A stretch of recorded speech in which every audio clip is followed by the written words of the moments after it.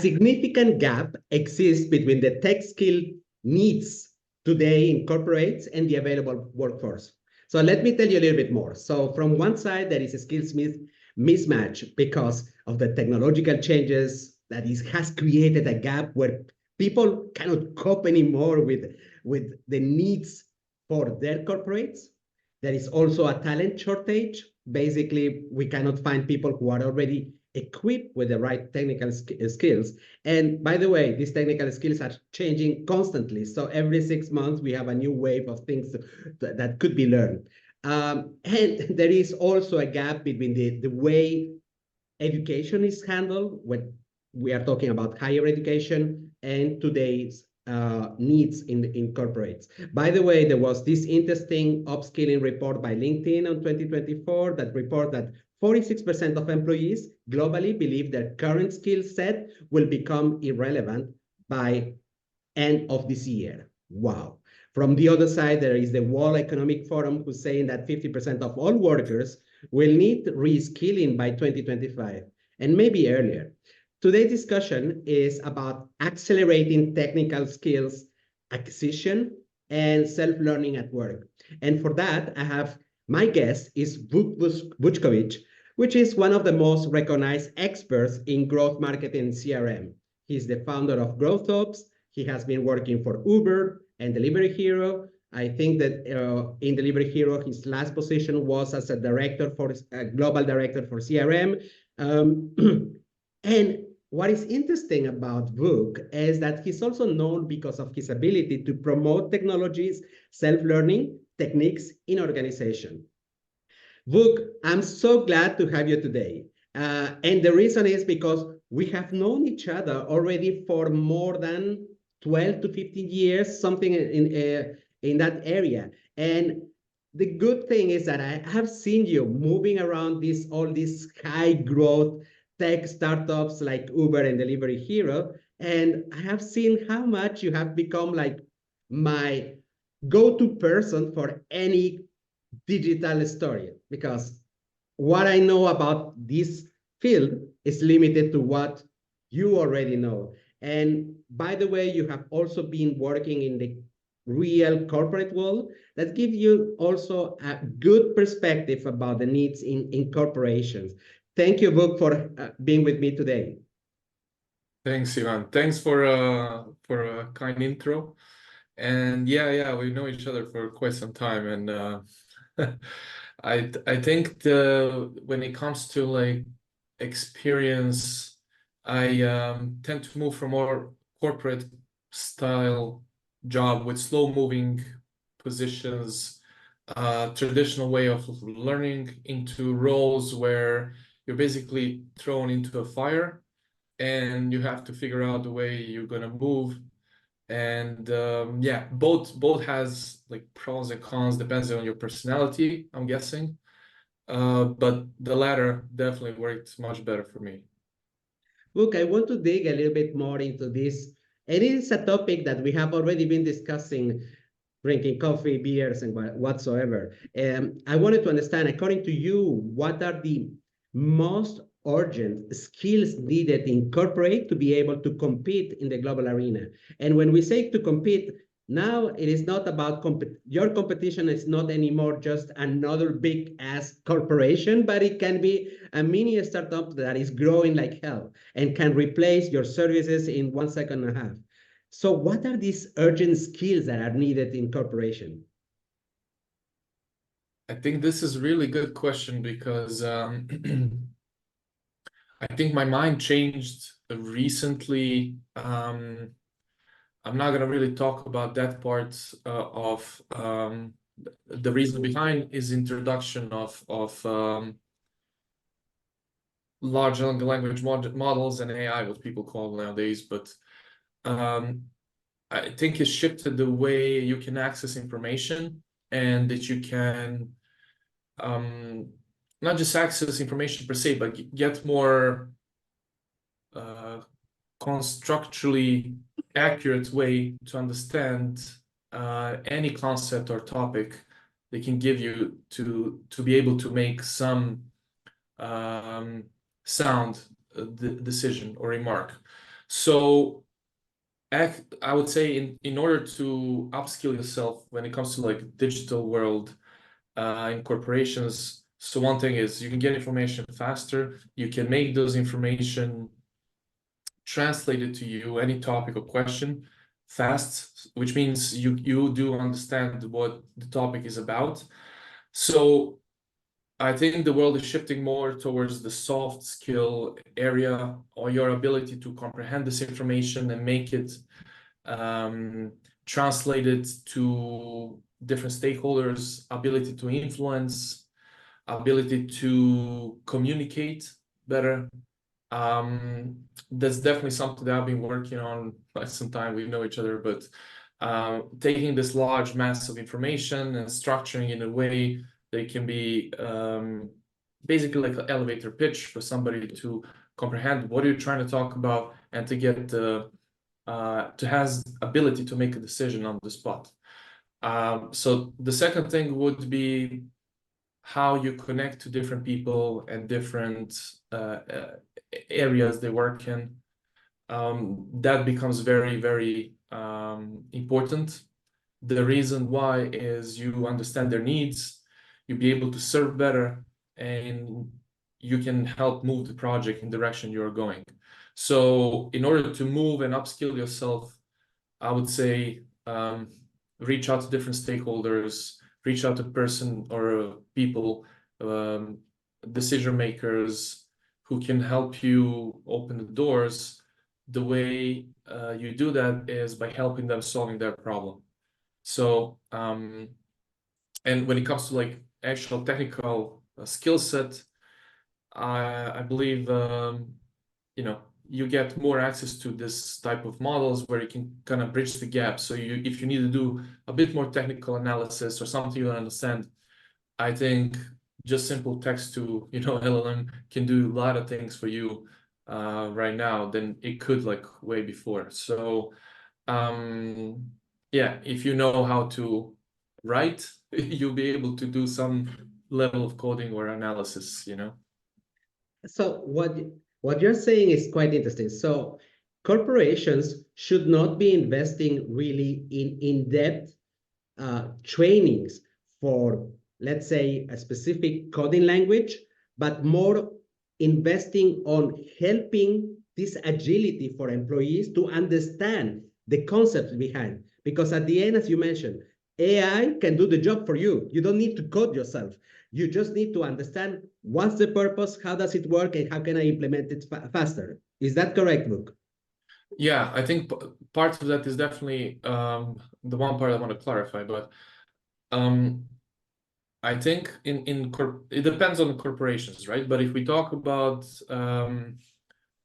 startups or businesses that really move fast, what are the important information, what are the important skill set you need to have is you need to be able to deal with, to able to make decisions on the spot without enough information, which means how can you assess the situation good enough, and what point do you actually make a decision and say, okay, we go with this. And I think the most important skill set is there. It's okay to fail because you're gonna iterate on it. It's not about making the wrong decision, it's how fast you recover from that decision. The second thing is when it comes to learning and upskilling, it's more about understanding the concept and how things are working together, and then basically like some form of like T-shape where you understand the concept, and then in specific area you want to go a bit deep, and that's the area, I guess, based on preference. I still believe that coding is going to be, as a skill set, is going to stay for a long time, but especially when it comes to like deep technology issues that need to be resolved. But when it comes to this like a top layer where you can do like quick analysis, where you can like understand any kind of concept that, translate it really quickly, this is where from narrow gap of like people who actually did coding, went to boot camps or went to schools, now this go more into mainstream, right? This is a topic that we have been sometimes making fun of, giving shit to corporations and giving shit to the startups. And it's about the way people can upskill. Uh, I mean, you have a very wide experience going from the solid corporate world to working with the startups and working in different cultures in Europe, in the Middle East.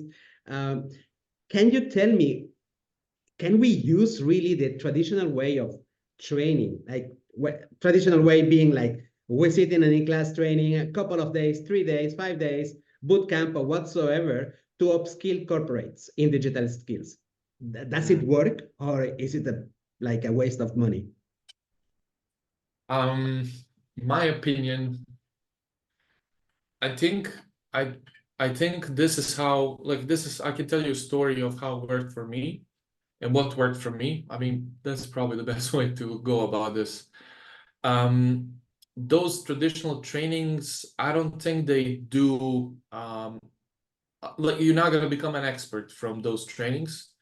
What they can do is trigger interest, which they did for me. So they trigger interest in specific area, and if you like that, if you're interested, then you can go and explore. But definitely there is like a lot of work happening behind the scenes on your own accord to be able to go to the level that you prefer. I always, like, I try to call this like your inner bug, like a scratch that, like itch that needs to be scratched. So if you have that, you're gonna go deep and try to, like, fix it, recover it. So for me, that was probably with coding. I always had the interest in it since early age, and I did learn some basics at the beginning, but then, just life happened, I skipped it. And then I picked it up, and now I'm pretty, I would not say advanced, but decent in it. And it's something that I do just because I like it. But it has an implication on the, side of business that I'm working. But so that's where I think that it definitely has some role to play. But if you think you're gonna change majority of your corporation with those kind of trainings, I don't think it's gonna. Yeah, there's probably some research that you have, but I don't see this like impacting a lot of people. It's more like tick the box and you go home. I tend to agree that it creates just awareness, but at the end, corporations, what they need is real action, like that you go and you set up. And I like what you mentioned, that it is really behind the scenes that shit happens, that the good thing happens. Tell me Yeah. more about this behind the scenes. So the thing that makes that you move a person, an employee, from this awareness state into really active engagement with technology. What should people do, or what have you observed that works either in the corporate or the startup scene? Yeah. I think number one thing is culture. Like, company culture is definitely number one thing. The reason why is just embraces it sets a certain operating system for your corporation to move in direction where you want. And it's like that soft underlying, it's like running in the background, right? It's like demons, right? They run in the background and they operate certain things, and that's how it works, I think, for in places where you have strong culture, which means it can navigate you as an employee where you want to upskill, because everybody else is doing it. This is like how we share common goals. So that would be number one. The second thing would be definitely transparency, I think. Well, that can be, it depends on different people, but because with transparency, you are very clear as a business, as an employee, what do you need to do and which direction you're moving, because you understand the big questions that are, why are we doing this, right? Why are we moving the corporate into a specific direction? And then you can go about implementing certain programs systems, that can help upskill employees where they need to improve themselves. It resonates with me when you mentioned culture, of course, and you know why. Yeah. But the thing is that I want to clarify what you mean by culture is not a culture of geeks. Is that it doesn't mean everybody No. needs to be in the same mood. You are talking Uh, about more about this culture that makes that people become curious and they want to find out their solutions on their own, because it's only curiosity that can make people go from this state of traditional training awareness yeah. into go and fucking use it, right? Yeah. I think I think of a culture as set of so just to clarify, I think of a culture as a set of values and rules. Values, there are kind of rules that let you emphasize what your business is about, right? What are you trying to entail as a business? So, like example of I've maybe this is not best example, but it's just first one that come to my mind. I think back in the day, the Facebook had like break things move fast, right? So if you just read that, you understand, you understand what the business is about. It means, okay, I can fail as long as I'm moving fast in the right direction, right? And that by itself gives you ability, gives you like a pass to do things, um, and then you're guided in which direction you're moving instead of going and asking, stakeholders and stuff like this. So I think that's like that's where the strong culture enables employees to make decisions themselves and move fast instead of having like 30 layers of corporate structures and um, yeah. I think that's how I think about that. And the second thing is when it comes to culture, I've been into cultures that are very, I would say, old school, more rigid, where it's like there are values, and I believe those values you had like I to be honest, it was very difficult to understand what the values are. And then you were judged based on 20, 30 a matrix of different kind of score sets and stuff like this. So it feels like more like how can we just ticks the box on this to be able to judge this employee by the end of the cycle instead of getting them to create this like strong bond between company and employees. And there are cultures that I've been, which is more in the startups, where you have, like I said, this operating system, you understand it's very strong. It's very strong silent force that lets you do things, and then you do things fast. You work hard because you want to achieve things, because it gives you not just okay, I just want to move to the next level, but it also gives you like personal satisfaction because you're learning a lot more. Yeah.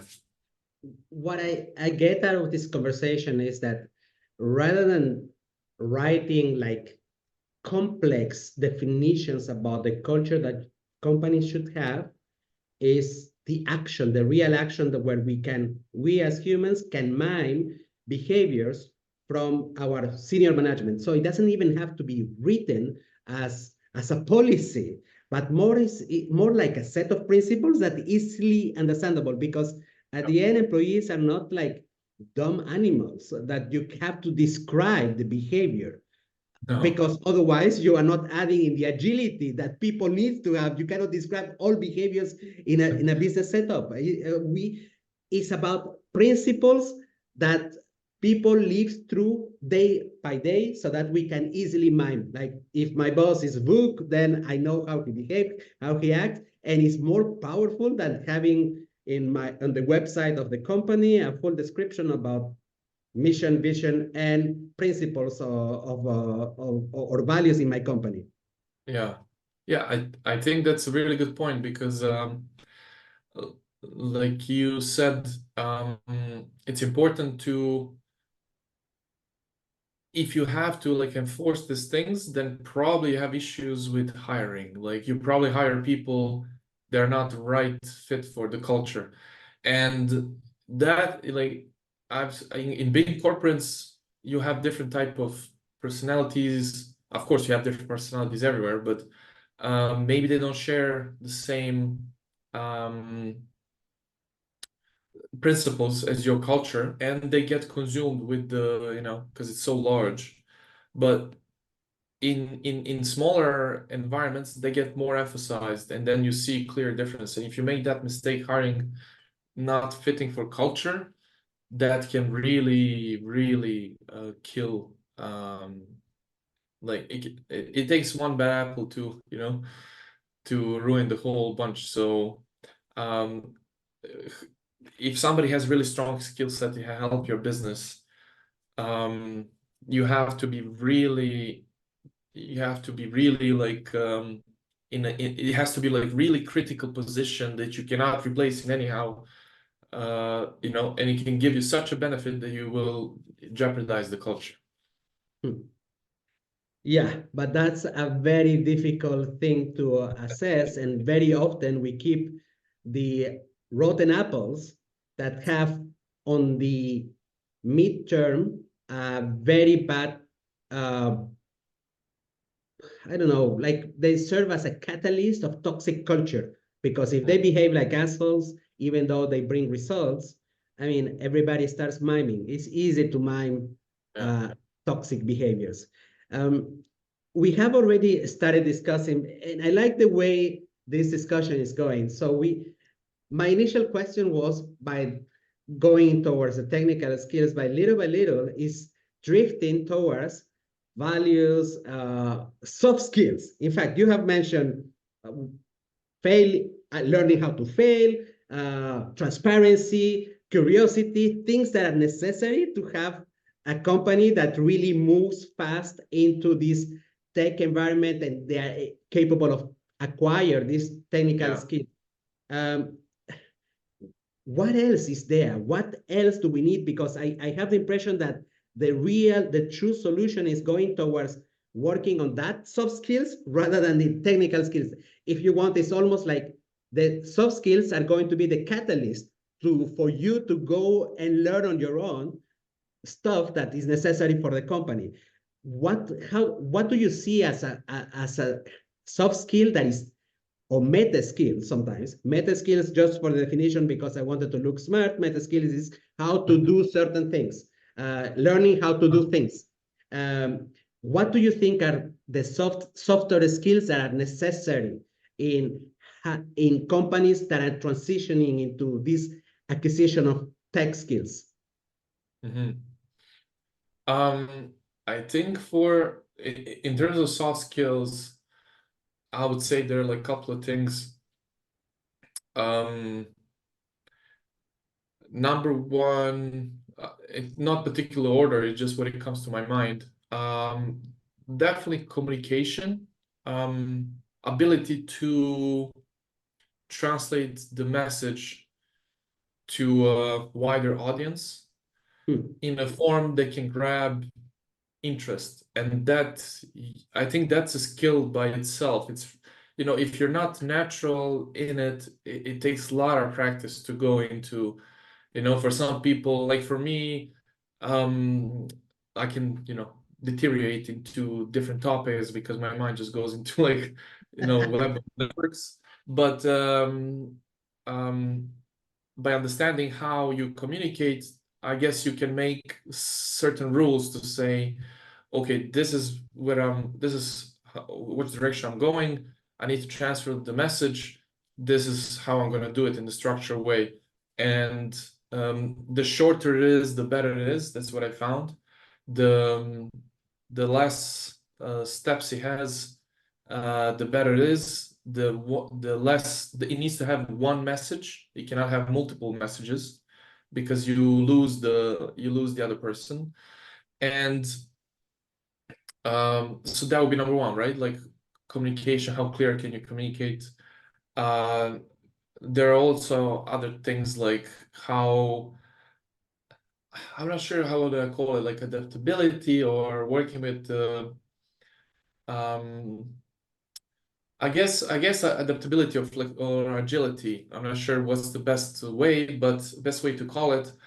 But what it means for me is you can work with limited information and make decisions fast. Mm.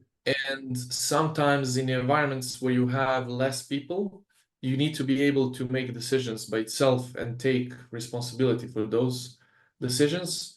And the best way to make decisions is based on some level of information and some level of gut feeling, because you can always over analyze but at one point you need to make a stand and say, hey, this is this is where I make a decision and I just go with it. And then the one more thing for me is you have your set of principles maybe that you live by, and that would be,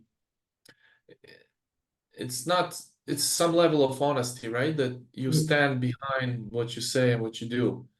And even if that means you failed, I think it's very important. Why I think it's important? Because it helps, especially if you work with a team, you need to make sure that, if you are in a position of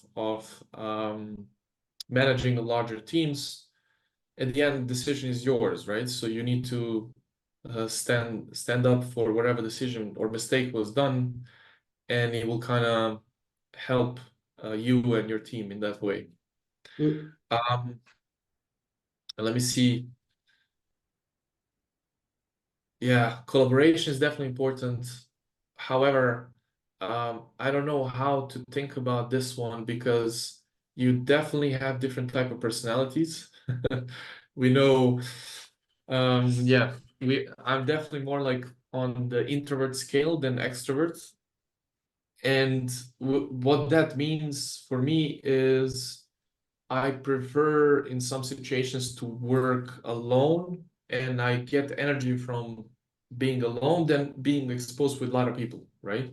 It's not a matter of shyness or communicating, but it's a matter of like where you get your energy and where you do your best work. So I think when you come into workforce or place of work, you need to try to understand different people and then give them space to do what where they operate the best. So I guess that's on a soft skill set. And then at the end, like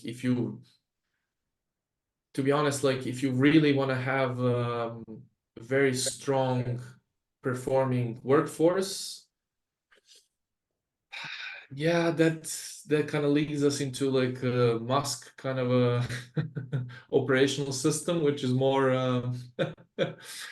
edgy, I would say. But it just depends on it depends on like what are you trying to drive workforce and etc. But anyway, this is the skill set that I think are very important, like soft side of skill set. They're very important to effectively collaborate and to perform. So it's almost like these softer skills are a requirement in order to transform in an agile manner into this tech skills acquisitions way. And let me summarize a little bit what you have said. You have talked about communication, you have talked about honesty, you have talked about agility, you have even mentioned the fact of developing gut feeling, which is related to an earlier point that you mentioned, which is about learning how to fail. So you cannot have gut feeling if you have never failed in your life, right?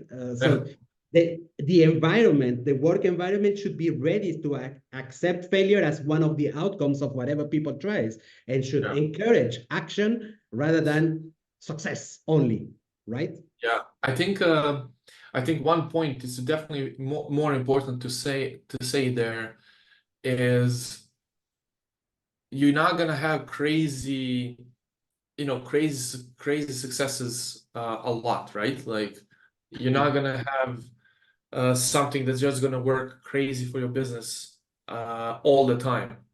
I think it's more iterating process where you do small steps, learn, small steps, learn, small steps, learn, improve, and then continuously do that. And that's the only way to kind of optimize and grow also as a person, because even in the workforce, you try certain things, and then as long as you know which direction you're moving, it's okay to fail and do something that completely doesn't impact anything. But even if it impacts negatively, that it impacts negatively, so it narrows your decision on the next step not to do. So the failure, learning from failure or success, the whole purpose of that is to make better decision at the next iteration, right? So you don't deteriorate, but you're going in the same upwards movement. So yeah. And I want to open a parenthesis, because you gave me the hook with this story about this iterative process of continuous improvement in order to drive agility and so on. So the way things needs to be learned, and because I want to send a strong message to organizations. These softer skills that we have mentioned, you don't learn it in an in-class training. Collaboration is a concept that we as humans understand. What we need to do is help them create a process so that they can implement either collaboration or either agility, either being genuine, either, I don't know, communicating better. It needs to be a continuous process that takes not a long time. It's not like a 1 year process in order that people start communicating better, but they need to have the possibility to iterate in a no learning environment where they can practice and get better at that.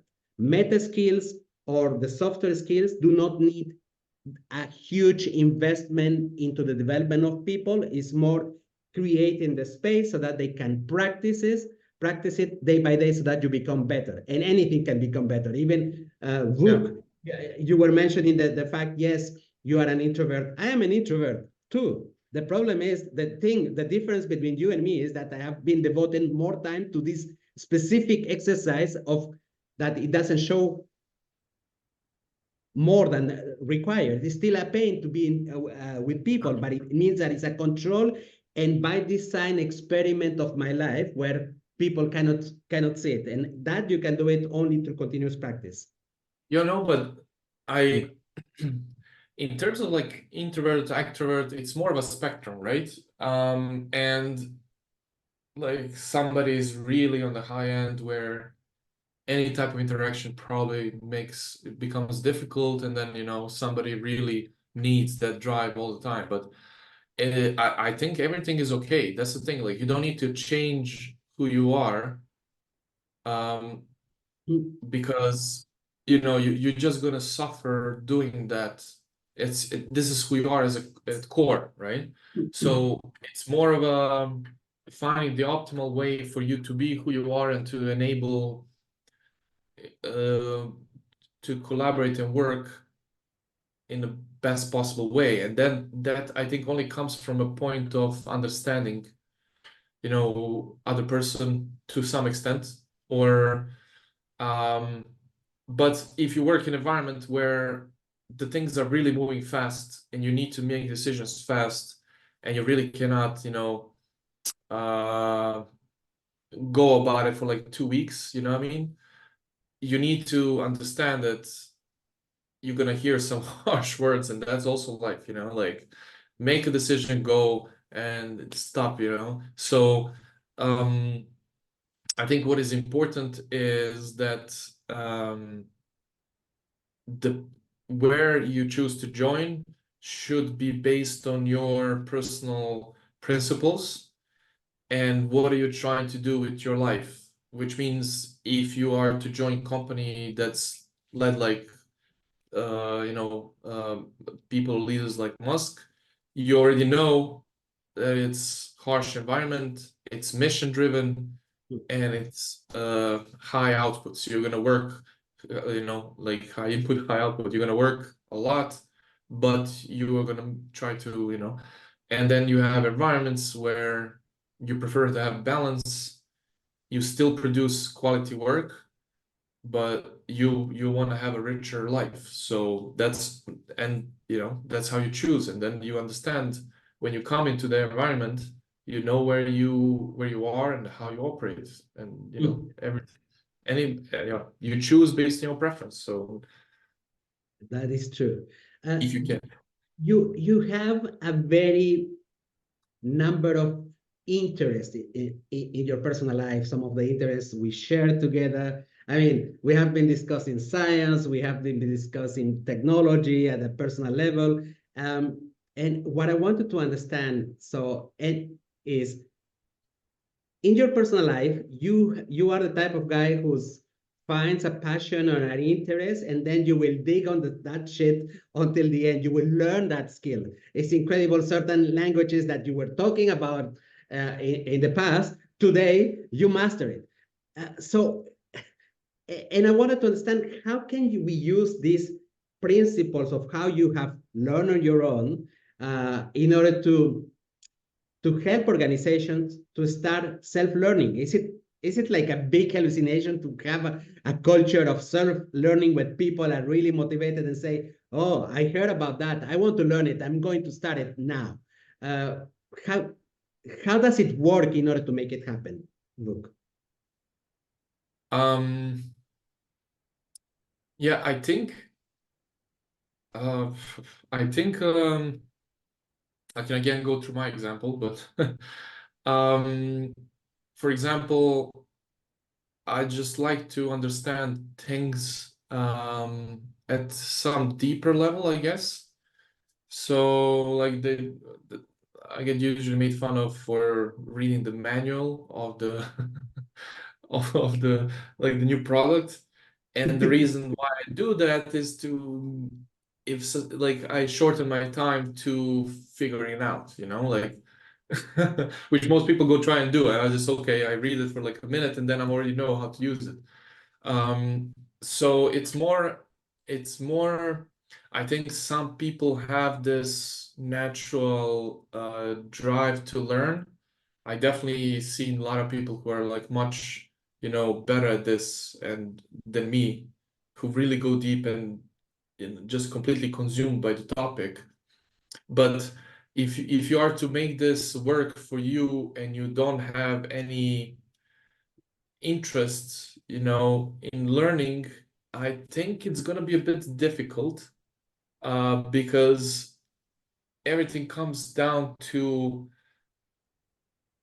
curiosity, right? If you're curious by certain, if you have natural curiosity, things are easier. If you don't have natural curiosity and you're doing for the certain goal, then I would say make a decision why you need to do improve a certain skill set, make steps to do that, and try to implement it in a way that works for you. And when I say how this practically, I think it works, it's dedicating really small chunks of time over a longer period that will produce something good at the end. And I know this, a lot of people talk about this like compound learning, or you've seen it in investments, like compound growth over time produces the best outcomes, but you're not going to see much improvements for the first couple of weeks or months. But at least that's how I started with the things that are really difficult to comprehend.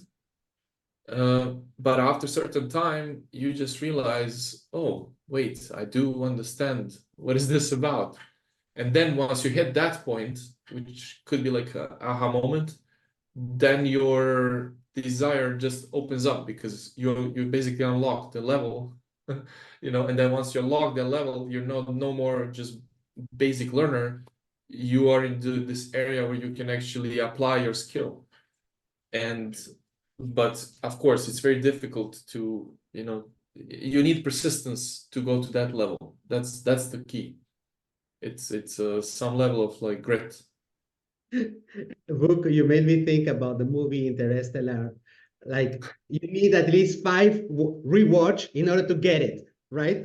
You need to don't give up the first time that you watch Interstellar. Yeah. Go for the second Yeah. round, third round. You will get it at the fifth time.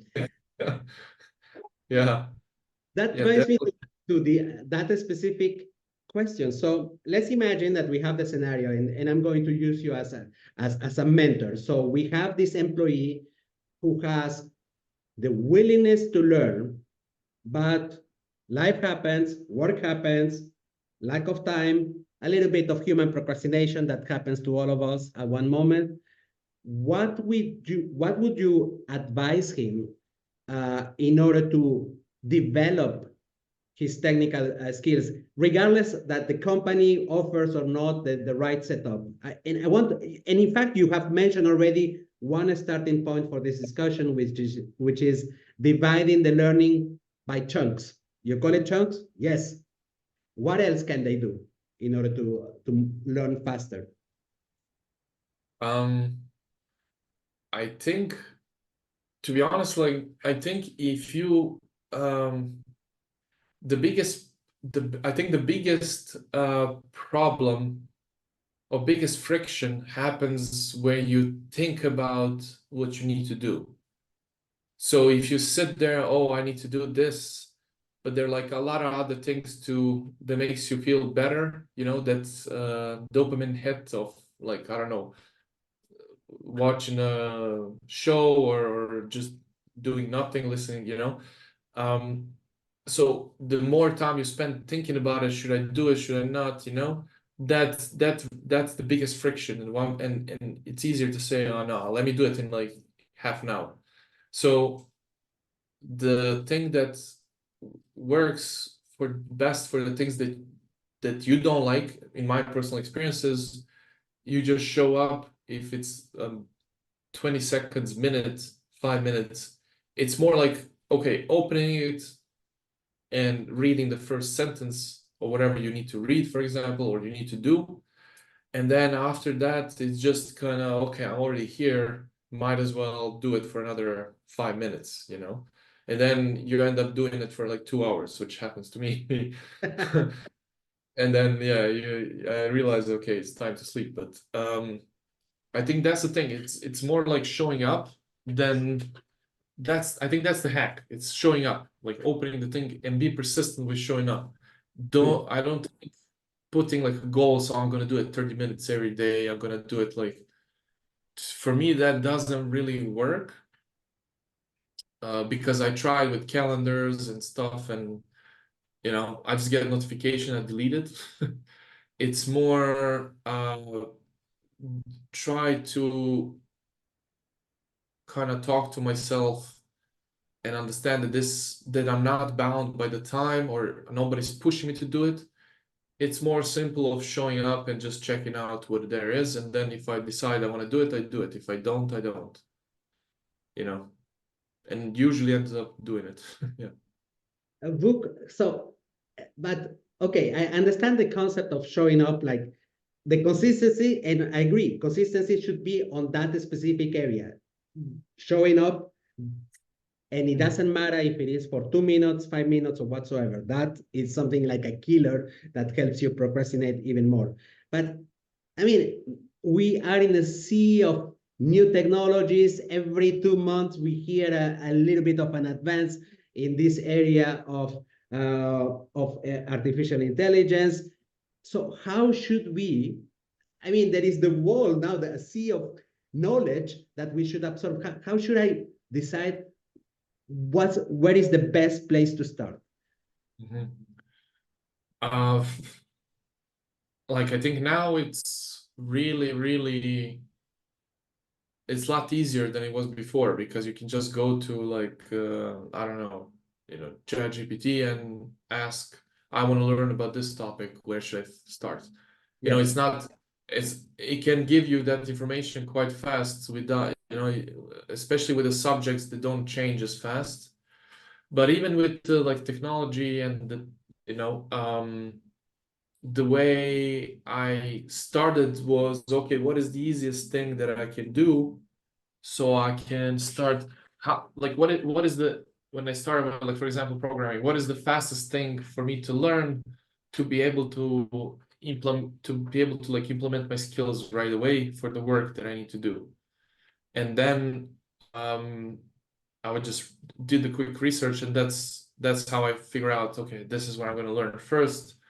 And like, if you are to become programmer or software developer, and there are a lot of things to go about, and how you need to learn a lot of things to be able to do it well. But I think for upskilling, if you're already in the workforce, just to understand certain topics, it's quite easy to access the information. I think the second thing is, so the first thing, you research what your interest is versus what you need to upskill yourself for the workforce. The second thing is, if you want to go beyond that, there's so many like open courseware out there from like top institutions. And I was actually listening to a couple of those. There is like from Harvard and Stanford and Princeton and MIT, or also from European universities. Like, you can access a lot of good material out there that doesn't really change if you talk about like something like, I don't know, I guess physics or math. Like, those are the things that, reading what is this today versus like 5 years ago, it's not going to be that much different. So yeah, that's why I think like access information is quite easy these days than what it was before. And the cool thing is that most of the open courses that there is today can be accessed for free. So cost should not be something that like will prevent you from moving onwards. And you definitely don't need the full paid course by MIT. You just need to have to start somewhere. So don't go and think about huge investment, $2,000 for a course or whatsoever. No. Yeah. Yeah.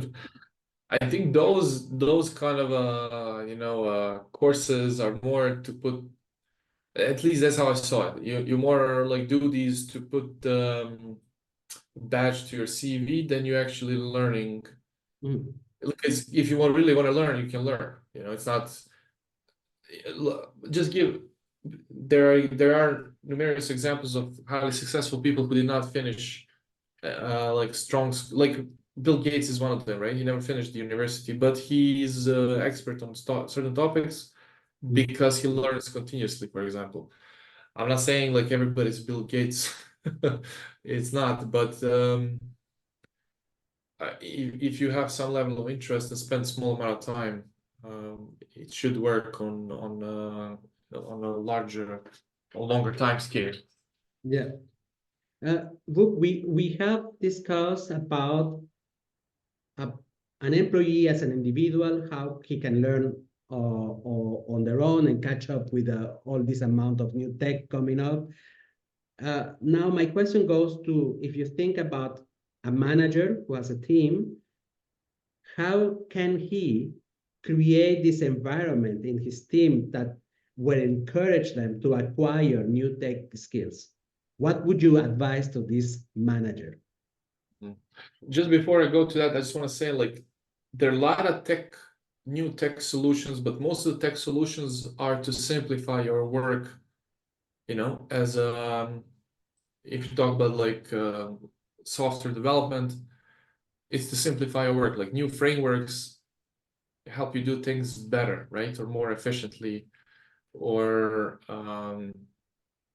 like, if you compare, let's say, like if you compare to new software solutions, let's say like what is built on React, on top of React is like Next.js, and Next.js is like quite simple to understand and comprehend. And if you talk about like before, it was like C++, which of course I don't know, I cannot talk about it, but or C++, yeah. And then Rust is a new way, new programming language that enables you to operate quite well and faster in this like low-level systems. So I think all these tools that are coming up, it just simplify your way to work better and more efficiently and faster. So that's the whole goal. So learning languages today versus like 30 years ago, trust me, it's a lot simpler. But to be expert, you still need to go to that basic level of understanding. So, but advice for managers, to go back to the question, eventually, advice to the managers, I would say, again, it comes to that ability to give freedom to employees to do their own work. And I think the best killer for any kind of innovation or any kind of positive movement is, I guess, micromanagement and low trust in your employees. Because if you don't trust somebody, you probably didn't do quite well in terms of hiring. And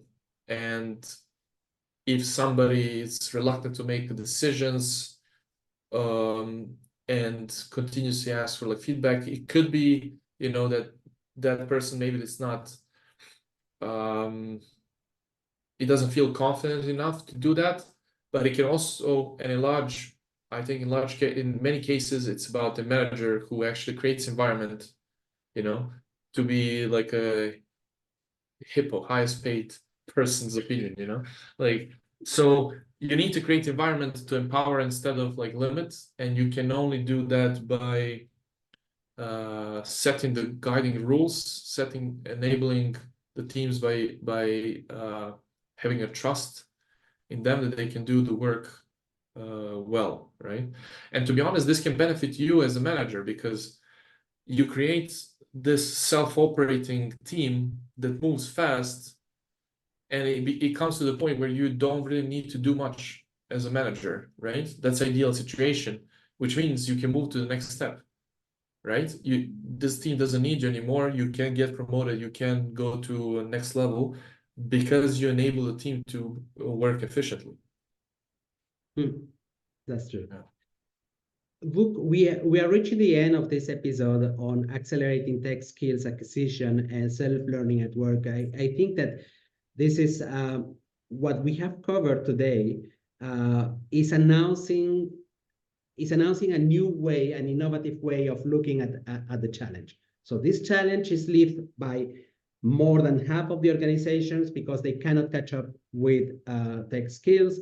And we have been discussing that rather than focusing on the specific tech skill acquisition, you need to nurture this ability on your people by creating a culture that will enable this self-learning, will enable the curiosity in your people so that they can go and chase for the knowledge and implement it at work. And there was a set of clear values that you have named in terms of culture that helps accelerate this process. Vuk, it was really insightful to spend time with you, and I guess that this thing that makes it interesting is the fact that you have lived both worlds in corporate and in high-tech startups, that you are currently have a very well-known consulting company in MarTech, in CRM, that is called GrowthOps. I wanted to ask you, so how can people reach you out if they want to get in touch with you to ask you more questions, either about the specific topics or about what you do, or they want to benefit from a good conversation with you? How can they reach you out? I think the best is through LinkedIn. And yeah, I like currently I help businesses accelerate their lifecycle management and retention game. And for that, it's usually utilizing some form of understanding the marketing stack they have, enable them to get a higher return on investment, and also how do they operationally solve lifecycle management of the customers and how to generate highest incrementality versus from the customers they have. So and that comes mostly like from like experience on what worked, especially in B2C world, where you rely highly on experimentation and understanding what works, what doesn't work. You try to move fast, make decisions, and it's kind of easier when you work in this type of environment, because you do have like that signal that tells you, okay, this works, this doesn't work, so you can really create I would say like a framework or system that can help you move very fast with low risk. So, Vuk, thank you very much for spending time with me and with my audience in the Growth Hacking Culture podcast. Hopefully, we are going to see each other very, very soon, Vuk. Thank you. Thanks a lot. Thanks a lot. Thank you, Ivan, for inviting me.